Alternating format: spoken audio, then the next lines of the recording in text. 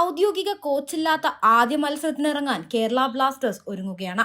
ഫുട്ബോളിൽ Kerala Blasters FC 13ാം round പോരാട്ടത്തിനാണ് ഇറങ്ങുന്നത്. 2024-25 ISL സീസണിൽ ഇതുവരെ ഫോം കണ്ടെത്താനാകാതെ ടീമാണ് കേരള ബ്ലാസ്റ്റേഴ്സ്. ഈ സീസണിൽ ഇതുവരെ 12 മത്സരങ്ങൾ കളിച്ചതിൽ നേടാൻ സാധിച്ചത് വെറും 3 ജയം മാത്രമാണ്.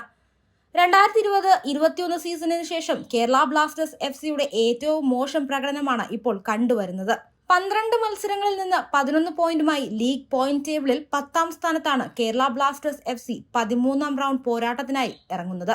കേരള ബ്ലാസ്റ്റേഴ്സ് സ്വന്തം തട്ടകമായ കൊച്ചി ജവഹർലാൽ നെഹ്റു സ്റ്റേഡിയത്തിലാണ് ഇറങ്ങുന്നത്. ഡിസംബർ 22 രാത്രി 7:30 കിക്ക് ഓഫ്. 2023-24 ലീഗ് ഫുട്ബോൾ ചാമ്പ്യന്മാരായി ISLലേക്ക് സ്ഥാനക്കയറ്റം ലഭിച്ചെത്തിയ ടീമാണ് കൊൽക്കത്തയിൽ നിന്നുള്ള Mohammedan SC. Indian club football ലോകത്തിലെ പാരമ്പര്യ ക്ലബ്ബുകളിൽ ഒന്നാണവർ. എന്നാൽ ISLലെ പ്രഥമ സീസണിൽ മുഹമ്മദൻ SCക്ക് ഇതുവരെ കാര്യമായി ഒന്നും ചെയ്യാൻ സാധിച്ചിട്ടില്ല. 11 മത്സരങ്ങളിൽ നിന്ന് 5 പോയിന്റുമായി ലീഗ് ടേബിളിൽ ഏറ്റവും അവസാന സ്ഥാനത്താണ് മുഹമ്മദനുള്ളത്. മുഹമ്മദൻ SCക്കെതിരെ ഇറങ്ങുമ്പോൾ 2024-25 സീസണിലെ 4ാം ജയമാണ് കേരള ബ്ലാസ്റ്റേഴ്സ് FC പ്രതീക്ഷിക്കുന്നത്. കഴിഞ്ഞ മത്സരത്തിൽ മോഹൻ ബഗാൻ സൂപ്പർ ജയൻസിനോട് പരാജയപ്പെട്ട ശേഷമാണ് കേരള ബ്ലാസ്റ്റേഴ്സ് FC മറ്റൊരു ബംഗാൾ ക്ലബിനെതിരെ ഇറങ്ങുന്നതെന്നതും ശ്രദ്ധേയമാണ്.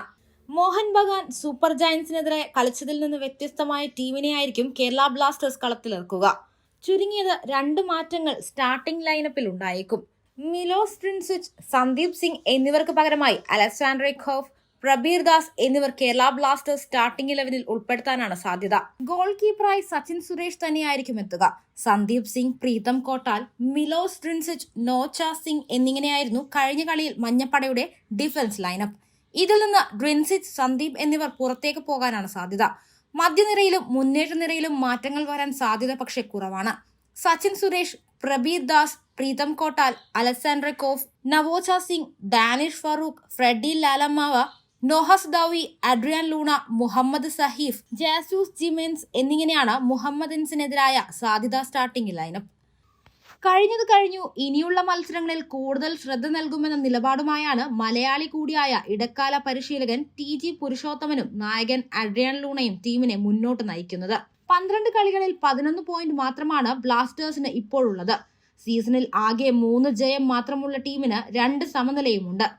7 കളികളിലാണ് ഇതിനകം മഞ്ഞപ്പട പരാജയപ്പെട്ടത്. ഇതോടെ കട്ട ഫാൻസിനിടയിൽ പോലും കടുത്ത പ്രതിഷേധമുയർന്നു. പിന്നാലെ കഴിഞ്ഞ ദിവസം കോച്ച് സ്റ്റാറേയും സഹപരിശീലകരായ Bjorn Westrom, Frederico Pereira Morais എന്നിവരെയും പുറത്താക്കിയെക്കൊണ്ടുള്ള നടപടി മാനേജ്മെന്റ് സ്വീകരിക്കുകയായിരുന്നു. എന്നാൽ കോച്ചിനെ മാറ്റി ആരാധകരെ തൃപ്തിപ്പെടുത്താമെന്ന് കരുതിയ മാനേജ്മെന്റിന് ആ നീക്കത്തിന്റെ പേരിലും പഴി കേൾക്കേണ്ടതായി വന്നു. മുഖ്യ പരിശീലകൻ മൈക്കിൾ സ്റ്റാറയുമായി പിരിഞ്ഞതിനാൽ ഇന്ന് അസിസ്റ്റന്റ് പരിശീലകന്മാരുടെ നേതൃത്വത്തിലാണ് കേരള ബ്ലാസ്റ്റേഴ്സ് ഇറങ്ങുന്നത്. 12 മത്സരങ്ങൾ പിന്നിട്ടപ്പോൾ 11 പോയിന്റുമായി ബ്ലാസ്റ്റേഴ്സ് ഇപ്പോൾ 11ാം സ്ഥാനത്താണുള്ളത്.